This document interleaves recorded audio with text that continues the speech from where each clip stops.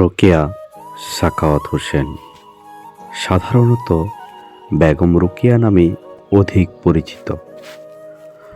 9 December 1880, 9 December 1932 হলেন একজন বাঙালি চিন্তাবিদ, প্রাবন্ধিক, ঔপন্যাসিক, সাহিত্যিক ও সমাজ সংস্কারক। তিনি বাঙালি মুসলিম নারী জাগরণের অগ্রদূত এবং প্রথম বাঙালি নারীবাদী। 2004 খ্রিস্টাব্দে বিবিসি বাংলার সর্বকালের সর্বশ্রেষ্ঠ বাঙালি জরিপে ষষ্ঠ নির্বাচিত হয়েছিলেন বেগম রোকেয়া সাখাওয়াত হোসেন।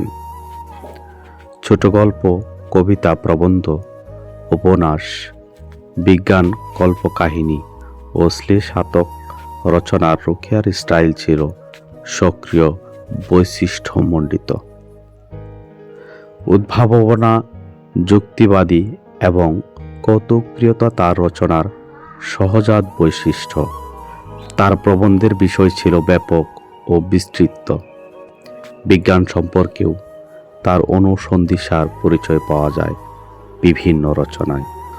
মতিচুর 1904 প্রবন্ধগ্রন্থে রোকেয়া নারী পুরুষের সমকক্ষতার যুক্তি দিয়ে নারীদের অর্থনৈতিক, সামাজিক ও রাজনৈতিক স্বাবলম্বিতা অর্জন করে সম অধিকার প্রতিষ্ঠায় আহ্বান জানিয়েছেন এবং শিক্ষার অভাবকে নারী পক্ষপাতিতার কারণ বলেছেন।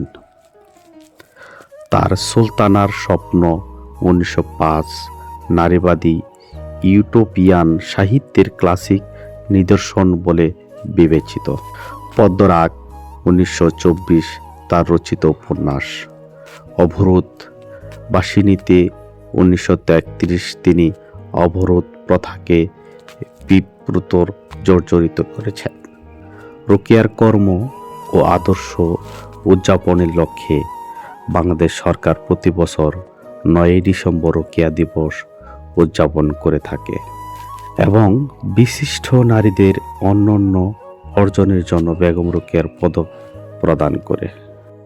এই মহীয়সী নারীর জন্ম হয়েছিল 9 December 1880 Pairaband, Rangpur, Bengal Presidency, British Bharat, বর্তমান বাংলাদেশ, এবং তার মৃত্যু হয়েছিল 9 ডিসেম্বর 1932, বয়স 52, কলকাতা, বেঙ্গল প্রেসিডেন্সি, ব্রিটিশ ভারত, অধুনা পশ্চিমবঙ্গ, ভারত। জাতীয়তা ব্রিটিশ ভারতীয়। দাম্পত্য সঙ্গী সৈয়দ সাখাওয়াত হোসেন।